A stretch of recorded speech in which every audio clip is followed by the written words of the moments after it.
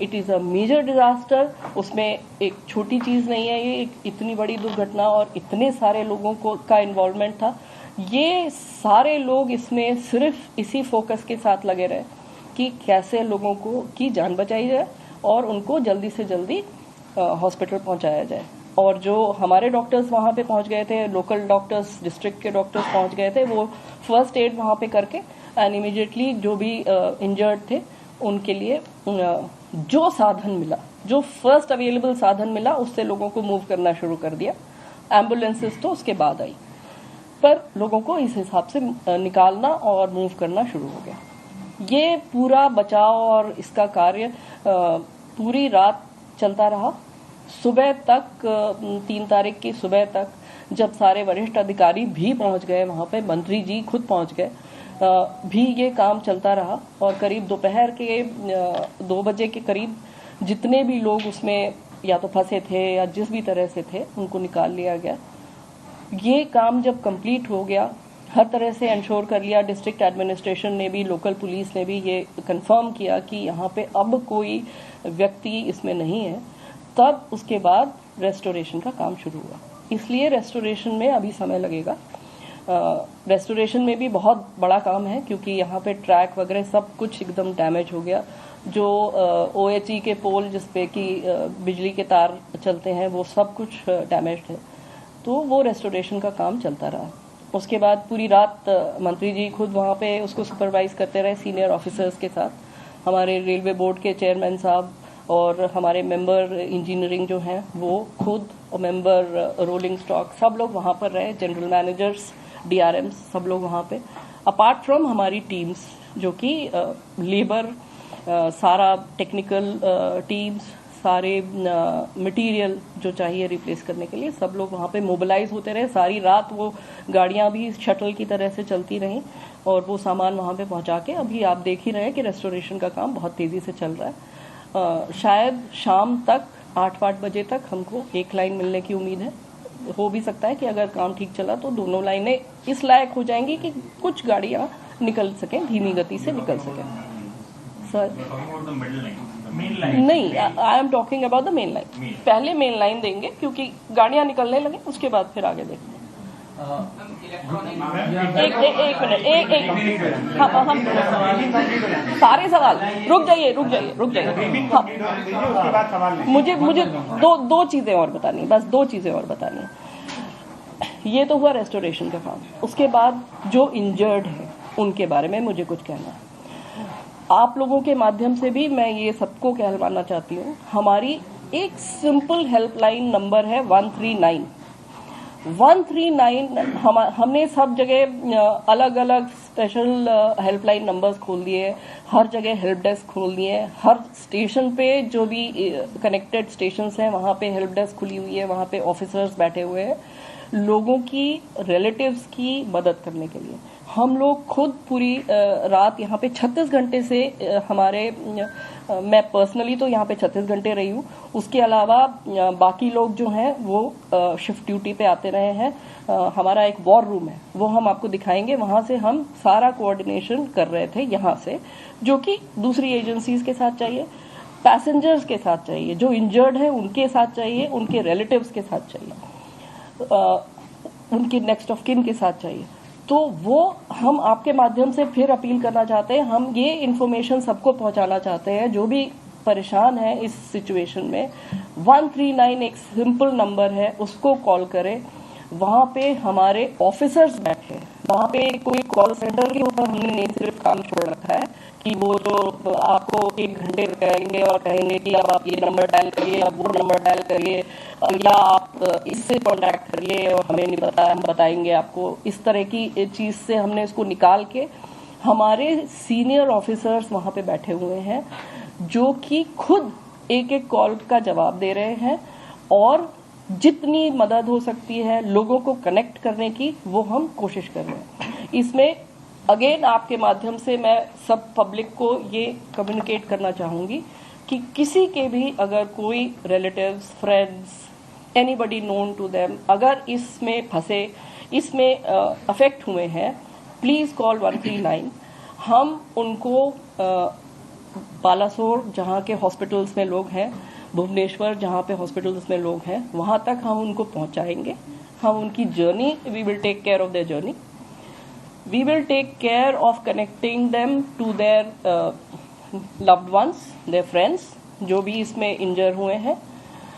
हम उनके वहाँ पे लोकल मूवमेंट का अरेंजमेंट करेंगे। हम वहाँ पे अगर उनको कहीं रहने की व्यवस्था चाहिए, उनको खाने की कोई ज़रूरत होगी, वो भी हम लोग देखेंगे। हर एक पेशेंट के साथ हमारा एक स्काउट एंड गाइड नॉमिनेटेड है, जो कि उस पेशेंट की और जितने भी उनके रिलेटिव्स, उनके वेल विशर्स उनके साथ है, उनके साथ उनकी जितनी भी तरह की मदद उनको चाहिए, किसी भी तरह की मदद उसको करने के लिए तैयार है। तो ये प्लीज इन्फॉर्मेशन फैलाने की जरूरत है, ये सबको बताने की जरूरत है कि वो परेशान नहीं हो। 139 पे कॉल करेंगे तो हम उनके साथ कनेक्ट हो जाएंगे, फिर हमारी जिम्मेदारी, it is our responsibility to connect to that. ये एक आइटम। दूसरा, जो एक्सग्रेशिया पेमेंट अनाउंस हुआ है, मंत्री जी ने जो माइनर इंजरी है उसके लिए 50,000, जो सीरियस इंजरी है उसके लिए 2 लाख, और अगर किसी की अनफॉर्चुनेटली डेथ हो गई है तो उनके नेक्स्ट ऑफ किन को 10 लाख की घोषणा की हुई है। ये हम लोग कंटिन्यूअसली इसका वितरण कर रहे हैं। जितने भी इंजर्ड लोग हैं और जो हॉस्पिटल में हैं अभी भी, उनको हम लोगों ने इंश्योर किया है कि उनको एक्सग्रेशिया पेमेंट तुरंत हो जाए। उनको जिस भी तरह की आर्थिक मदद चाहिए वो तो मिल ही जाए, उसके अलावा हमें जो करने की और आवश्यकता है वो हम कर ही रहे हैं, वो मैंने आपको बताया है। हाँ, करीब 3.5 करोड़ हम लोग अभी तक डिस्पर्स कर चुके हैं टू वेरियस पीपल। सो ये इंफॉर्मेशन भी अगर आपके माध्यम से आम लोगों तक पहुंच जाए, जो भी कंसर्न लोग हैं उन तक पहुंच जाए, तो I will be really thankful. That is my request. इसके बाद I am ready to take the question. I have all the time, I have all the time, I will answer everybody. Can we talk one by one? One by one. एक data add कर लीजिए, ma'am ने जितना बोला है, जो disbursal हुआ है सब बताऊंगी। I tell you everything, I tell you everything. जो डिस्बर्सल हुआ है तो मैम ने जो बताया उसमें एक डेटा और ऐड कर लीजिए। टोटल 285 केसेस में 3.22 करोड़ 285 लोगों ने क्लेम लिया है। 285? हाँ जी, 285 लोगों ने क्लेम लिया है और 3.22 करोड़ अभी हुआ है। अभी काफी बांटना बचा है। लोग आ रहे हैं, वेरिफिकेशन होकर तुरंत दिया जा रहा है। और टोटल 6 लोकेशन पे हम लोग डिस्बर्सल कर रहे हैं। 3.22 करोड़। हाँ, 6 लोकेशन पे हम लोग डिस्बर्सल कर रहे हैं। अब क्वेश्चन लेंगे, please have patience, have patience. Be patient, I will answer every single question. मैं moderate. Good afternoon ma'am, I am Gaurav from DNI। मेरा आपसे ये सवाल है कि जितनी भी अभी जानकारी आ रही है सिग्नल को लेकर, काफी सवाल उठ रहे हैं। आपने जैसा कि अभी कहा कि प्राइमा फेसी ऐसा लग रहा है कि सिग्नल में कुछ खामी है, लेकिन जांच, उसकी जो विस्तृत जांच है वो चल रही है, यानी कि रेलवे को अभी ये पता नहीं है कि किस कारण से एक्सीडेंट हुआ है। फिलहाल आपके पास सिर्फ इतनी जानकारी कि सिग्नल की कुछ कारण जो भी आप कंफर्म नहीं है। नहीं, यही आप कह रहे हैं? नहीं, मैं आपको करेक्ट करना चाहूंगी। आप अगर इसको इस तरह से समझे कि कारण हमें पता चल गया है, लेकिन ये प्राइमा फेसी कारण है और वो मेरी तरफ से गैर जिम्मेदाराना होगा अगर वो मैं पब्लिक करूं, क्योंकि रेलवे एक इतना कॉम्प्लेक्स सिस्टम है जिसको कि अगर पूरी जांच किए बिना हम किसी भी निष्कर्ष पर पहुंच जाए, प्राइमा फेसी हमें पता है कि क्या हुआ है, लेकिन नहीं, प्राइमा फेसी है, I will not share it, it is a confidential information. I am a responsible officer and I will share it when I have confirmed. हमारे इसीलिए एक इंडिपेंडेंट इंक्वायरी एजेंसी है जिसका नाम है कमिश्नर ऑफ रेलवे सेफ्टी। वो इस inquiry को डिटेल में समझ रहे हैं। इस समय एक एक इन्फॉर्मेशन कॉन्फिडेंशियल है, इसलिए जो भी इन्फॉर्मेशन है मैं प्राइमा फेसी, चूंकि मुझे पता है, लेकिन उसके बावजूद I am not allowed to share it till CRS is submits his report and that is a public report. CRS एक लीगल एंटिटी है जिसके कि बहुत क्लियरली रूल्स डिफाइंड है। उनके जो भी इंफॉर्मेशन है वो कॉन्फिडेंशियल है। उनके जितने भी विटनेसेस हैं, उनके जितने भी एविडेंस हैं, उन्होंने जितना भी रेलवे का रिकॉर्ड है वो सीज किया हुआ है and nothing can be touched or tampered or shared till CRS has satisfied himself and come to a conclusion. So that is the reason why we are not sharing. It is not because we don't know, but it is because it is prohibited as per the CRS inquiries rules provisions. That is the reason.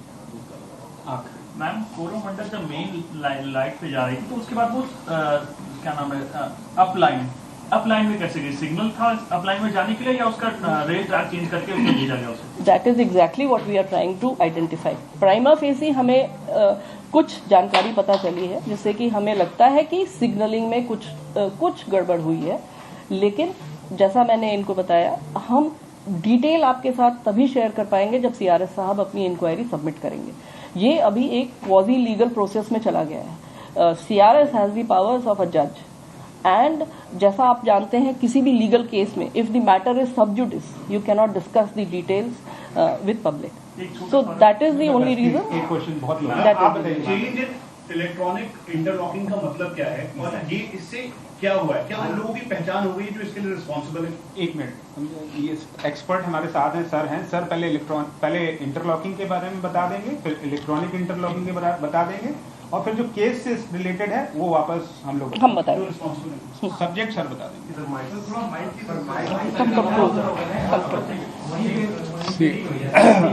आप लोगों की सबों की जानकारी के लिए मैं सबसे पहले आपको ये बताना आप चाहूँगा. Introduce yourself. मैं संदीप माथुर हूँ. I am principal executive director signalling ji. जो हम लोगों के कोई भी स्टेशन होता है जिसमें आपने देखा कि दो लाइनें जो जा रही हैं, एक अप और एक डाउन, उस स्टेशन पे दो और लूप लाइंस होती हैं.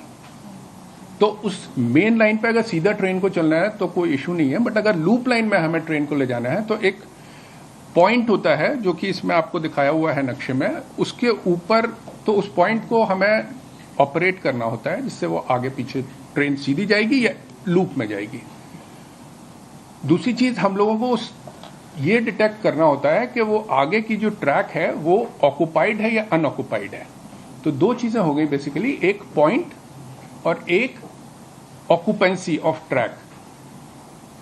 सिग्नल जो है इस तरीके से इंटरलॉक होता है, जो इंटरलॉकिंग वर्ड आप लोग यूज कर रहे हैं उसको यहीं से लिया गया है. इस तरीके से इंटरलॉक होता है कि आगे की लाइन ऑक्युपाइड है नहीं ये पता चल जाए, और पॉइंट उसे सीधा ले जा रहा है या उसको लूप लाइन में ले जा रहा है ये पता चल जाए.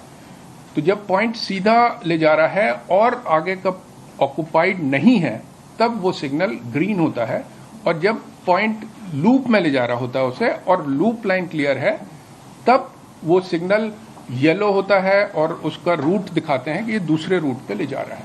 तो ये इंटरलॉकिंग बेसिकली काम करती है. तो ये आप लोगों को इंटरलॉकिंग का बताया मैंने. बेसिकली एक सेफ वे में ट्रेन को स्टेशन से हम लोग ले जाएं, उसके लिए ये पॉइंट और डिटेक्शन यूनिट को सिग्नल से हम इस तरीके से इंटरलॉक करते हैं कि वो मूवमेंट उसको क्लियर रहे, कोई आगे ना हो, और उसको किस तरफ जाना है, में सीधा जाना है या लूप में जाना है ये पता चल जाए.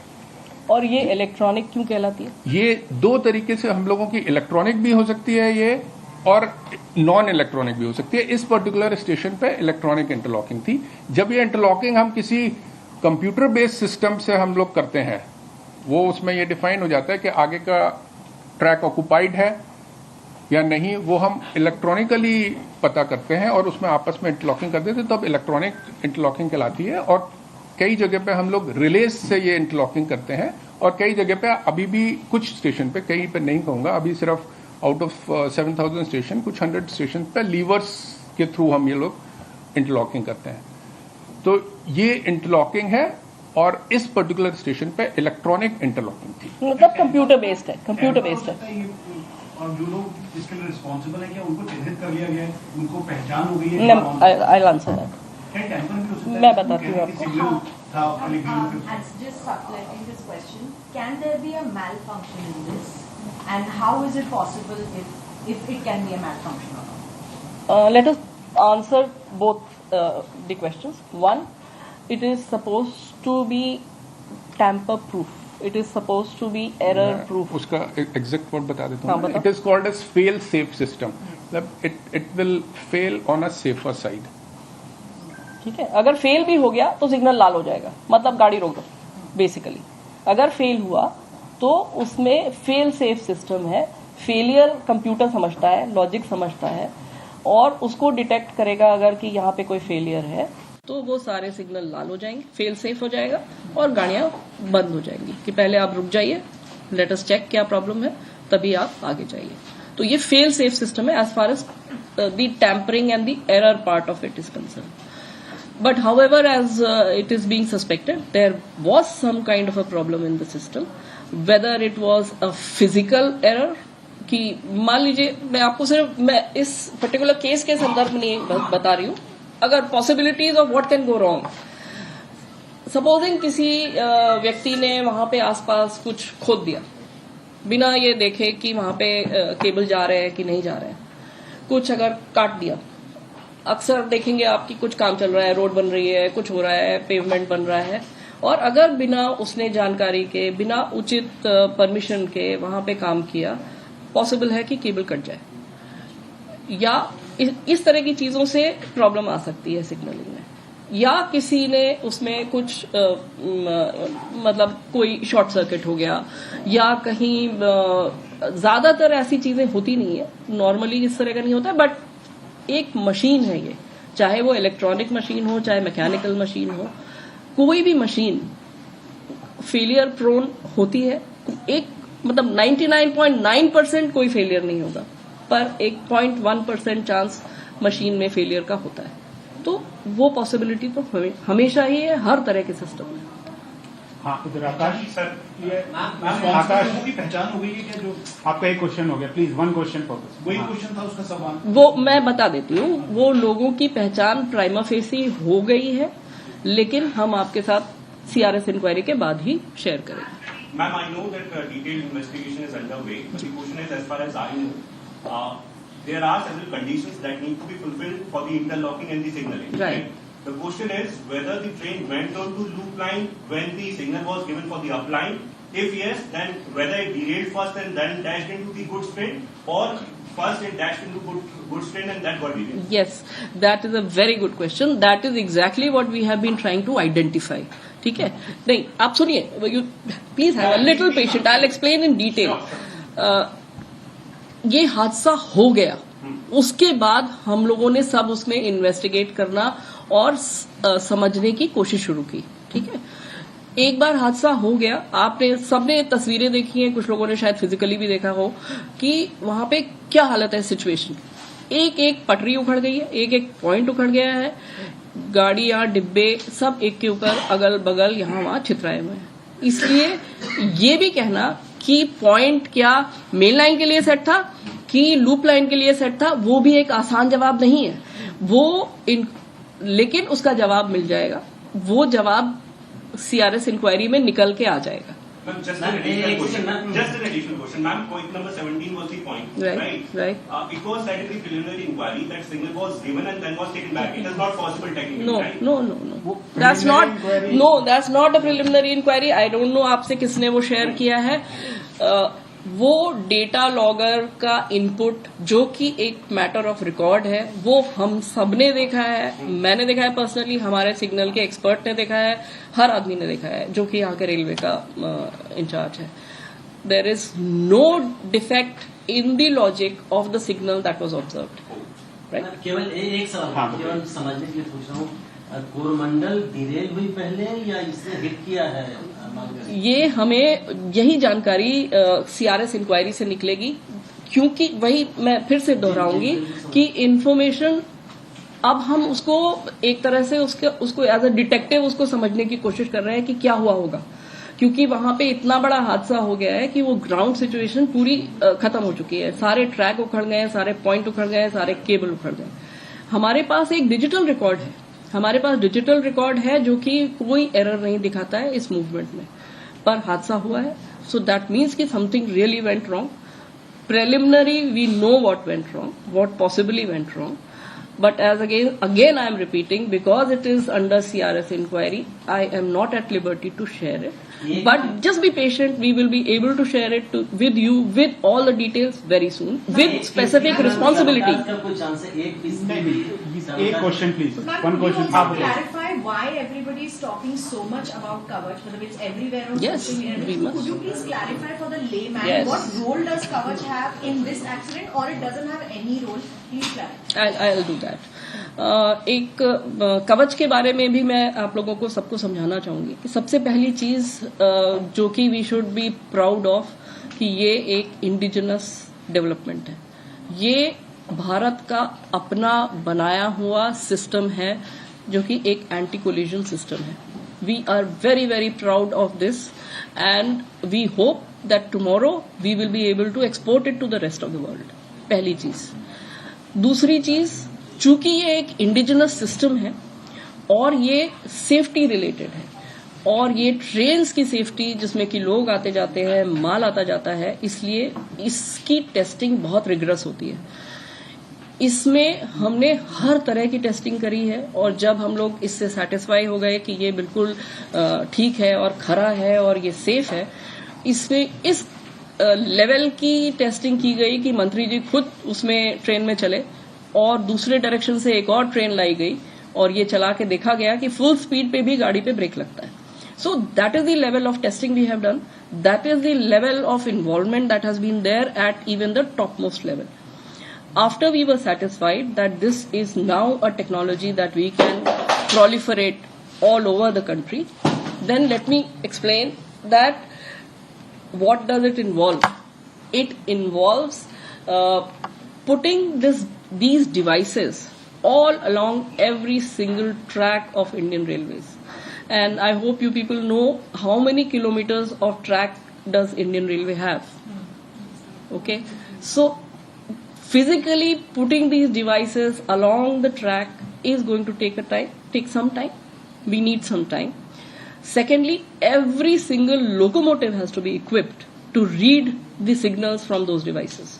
So we own more than 8,000 locomotives which are running. Every single locomotive has to be equipped with this equipment. Fourthly, it costs money. So what has been done?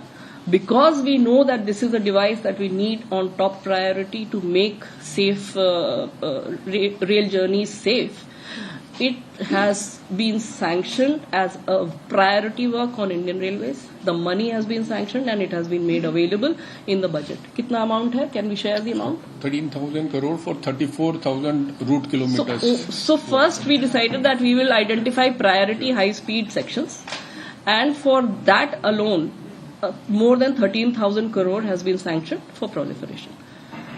Then comes the question of having the production capacity to produce this indigenously. As I have explained it to you, this is an indigenous development and we are very, very proud of it. So to have that kind of equipment production capacity in our own country, we need a little more time. So our vendors are not in position, our production units, our producers, our market, our industry is gearing up to produce and supply as much as Indian Railway needs. So that will also take a little while. So Kavach is there, it is on a rollout. Everything to make sure that it is rolled out at the fastest pace possible is there, but you must understand the quantum of the work involved and the quantum of the money needed and the way the industry is supposed to respond and react and generate the equipment that is required to be placed in all along the track and on the locomotives. Then what does Kavach do? In this particular situation, what could have Kavach done? Had Kavach been here, it would have been on the locomotive, it would have been on the track. Now, from what we understand what happened, this locomotive, even if it went on a wrong route and it found that the track ahead was occupied, it had only barely maybe 100 meters to go before that obstruction was to come. So even if the Kavach would have applied brakes on detecting that the route ahead is obstructed, it for a train moving at 130 kmph, the braking distance is about 600 meters. So it went and it would have gone and hit 100-meter obstruction. It is expected that it will understand the obstruction at a sufficient distance. But in this particular case, because the route was set for the main line which was not obstructed, the system would not have reacted to it because it would not have got the input that there is an obstruction ahead. Only after it was about to hit that it could have reacted, there is an obstruction straight ahead by a visual mechanism. So in this particular scenario where the reaction time was so short and the distance was so short and the speed was so high, it was just a question of a few seconds before it went and hit an obstruction. If it went and hit an obstruction. Let me ask two questions. one per please. एक तो AC से related है. हाँ, तो बस supplementary पूछ लीजिए बस बताइए. First, ma'am, are you suggesting that even if there was Kavach, the accident couldn't have been averted? A, and B, ma'am, you are saying that prima facie you are finding no defect in the logic of signals, but then you are also saying that the prima facie you are finding some signaling issue. If you can, simplify. I'll try and simplify that. Both of them. See, in Kavach, I would like to qualify that remark of yours, that in this case, where the route ahead was clearly unobstructed, Kavach would have also followed that logic and not applied the brakes. However, if suddenly, supposing a boulder drops, okay, right in front of the train, then I'm sorry, even Kavach will not be effective. It is something like that. So that if an obstruction happens suddenly in front of a moving train which is moving at a distance speed of 130 kmph, then I don't think there is any technology in the world which can prevent this kind of a situation. So it is something like a rock dropping suddenly in front of a very fast moving object. So that is the reason. Otherwise, let me again confirm to you that in a normal scenario where the way trains are supposed to move, Kavach is an excellent anti-collision device, and it will prevent two trains to come and hit each other if they are moving on the same track. Signaling issue. See, electronic interlocking is a logic. It is a computer-based logic, and every movement, how to keep it safe, is a very, very complex logic. And these computerized systems are meant to ensure that a fail-safe movement of trains across a complex layout also is there. And computers are, you people understand what computers are capable of doing. They have taken us all over even to Mars. So this is a simple thing for them. But that is the kind of logic that is inbuilt into this. Let me complete, please. I have some more to say. So the electronic interlocking, there is no issue with that. However, what we have found is that there is probability of some kind of a signaling, not even, I wouldn't even call it a failure, a signaling interference. Some kind of an interference has been there, whether it was manual, whether it was incidental, whether it was weather related, whether it was wear and tear related, whether it was a maintenance failure, all that is going to come out only after the inquiry. Can we ask? इसको signal सीधे जाने के लिए था कि route line सीधे जाने के लिए था। और दूसरा सवाल ये है ना कि ये हिट हुआ है कि पहले डिलेड हुआ है, ये तो इतना पता नहीं, ये नहीं मैं आपको फिर बता रही हूँ, मैं फिर बताऊंगी, मैं फिर बताऊंगी, नहीं मैं फिर से बताऊंगी, नहीं ना, बेसिक चीज मैं आपको बताती हूँ। एक second, just give me 1 minute, I will explain it to you. ये जब हम सिग्नल हरा मिला, रूट सीधा है, ये हमें इलेक्ट्रॉनिकली जो वो पूरा रिकॉर्ड है उस इलेक्ट्रॉनिक इंटरलॉकिंग का, उसको देख के पता चला। लेकिन फिजिकल ग्राउंड सिचुएशन क्या है ये आप सबने देखी है। वहां ना एक पटरी साबुत बची है, ना वहां पे एक पॉइंट बचा है, ना वहां पे केबल बचा है, ना सिग्नल बचा है, ना OHE बचा है, ना तार बचा है, ना डिब्बे बचे हैं। तो उस समय कंक्लूसिवली कह देना कि कहाँ के लिए पॉइंट सेट था, that is premature. You have to do proper forensic analysis of the whole accident site to arrive at that conclusion. It is premature to, इसीलिए मैं आप सबसे बात कर रही हूँ कि let us not come to premature conclusions. ये एक इतना कॉम्प्लेक्स हादसा है और वहाँ की जो हालत है और जो वहाँ की ग्राउंड सिचुएशन है उसको देख के आपको ये अंदाजा लगाना कि what exactly happened needs time. It needs time, it needs analysis. And that is why the Commissioner of Railway Safety is sitting there. वो वहाँ बैठे हुए हैं, वो वहाँ से तब तक नहीं हिलेंगे जब तक कि सारे रिकॉर्ड उन्होंने नहीं सीज कर लिए। ये भी मैं आप लोगों की जानकारी के लिए शेयर करना चाहूंगी कि जब भी इस तरह का कोई भी हादसा होता है, हमारा पहला रूल है कि सारे डेटा को सीज कर लो, उसमें कोई टैंपरिंग की कोई भी पॉसिबिलिटी मत छोड़ो। सारे रिले रूम्स, जो रिले हट होती है, सब कुछ सील कर दिया जाता है। Every record, it's like a murder investigation. Every record is sealed and it is made confidential. All the witnesses are perforce supposed to come and give their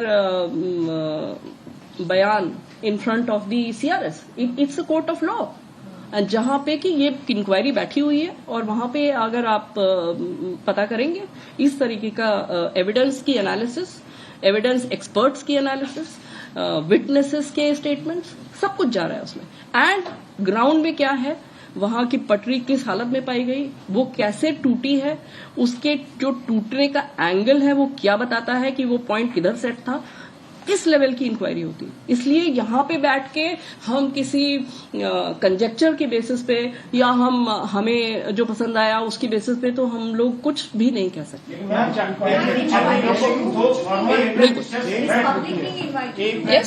yes, हम लोग को वॉर रूम भी जाना है। लास्ट क्वेश्चन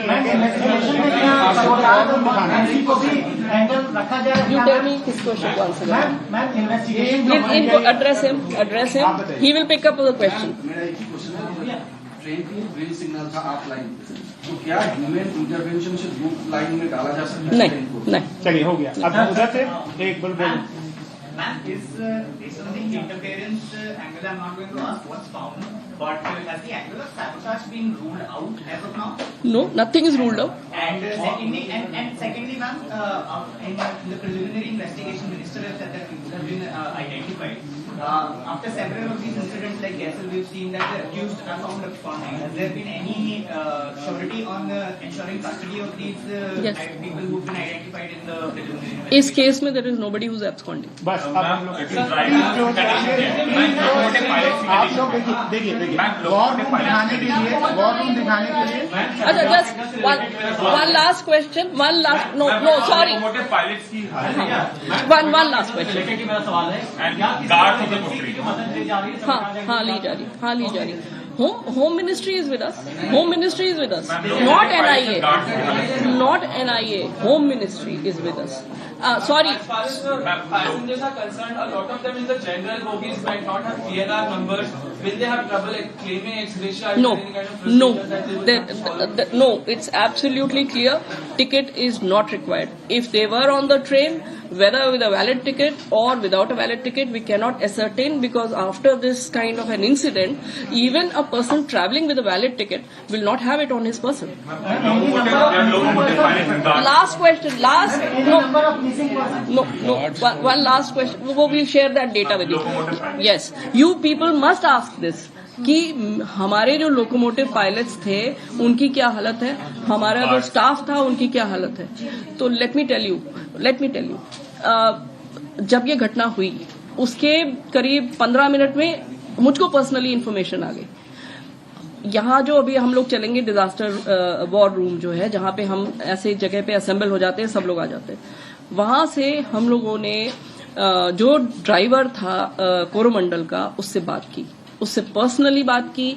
वो उस समय होश में था, उसने बताया कि उसको सिग्नल ग्रीन मिला है, बस इतनी बात हुई है। उसके बाद से उसकी हालत गंभीर है और वो अभी अस्पताल में है, सीरियस है। दूसरी चीज, जो दूसरी ट्रेन थी यशवंतपुर एक्सप्रेस, उसका जो टीटी था उसमें A1 में उसमें जो टीटी था उससे भी मेरी पर्सनली बात हुई। उसने मुझे बताया कि उसको पीछे से कुछ आवाज सुनाई दी, बहुत जोर की आवाज और बहुत एबनॉर्मल आवाज, जब उसने वो पीछे की तरफ देखा तो उसे लगा कि कोई कुछ आ रहा है, कुछ ऑब्स्ट्रक्शन आ रहा है। उसको समझ में नहीं आया कि क्या है। और उसके बाद उसके A1 कोच के पीछे एक और जनरल बोगी थी, उसके बाद एक और जनरल बोगी थी और लास्ट वो गार्ड का डिब्बा था। वो दोनों डिब्बे ट्रेन से डिटैच हो गए। इसका वाला पोर्शन ये A1 में आगे था, एक डिब्बा आगे था, और इसका वाला पोर्शन जो यशवंतपुर एक्सप्रेस का था वो आगे चला गया और सेक्शन में वो सेफली चला गया। लेकिन इसके पीछे ये जो 2 डिब्बे हिट हुए, जिसकी उसको आवाज सुनाई दी और उसको समझ में नहीं आया कि क्या हो रहा है, वो डिब्बे पटरी से फिक गए। सो ये है एक टीटी से जानकारी, first hand information that I have. So that is what happened to the Yesvantpur express. Our staff, let me tell you, and जो गार्ड था, ये जो आयरन ओर की ट्रेन थी, उससे भी मेरी बात हुई। वो it is providential that his life was saved, क्योंकि रेलवे का नियम है कि अगर कोई भी मालगाड़ी कहीं पे खड़ी है थोड़ी देर के लिए, तो उसका गार्ड, उसका ड्राइवर, उनकी जिम्मेदारी है कि ये गाड़ी सेफ है। तो वो लोग उतर के उस गाड़ी की जांच करते हैं। तो वो जो है गार्ड उस समय उतरा हुआ था और वो उतर के ट्रेन की जांच कर रहा था। उतने में ये हादसा हुआ और ये इंजन और ये सारी चीजें उसकी जो ब्रेक वैन है जिसमें गार्ड चलता है, उसको क्रश करके उसके ऊपर से इंजन गया है। अगर वो उसके अंदर होता तो उसके बचने का कोई सवाल नहीं था। बट ये ईश्वर की कृपा है कि वो उतरा हुआ था, अपनी ड्यूटी कर रहा था और वो बच गया।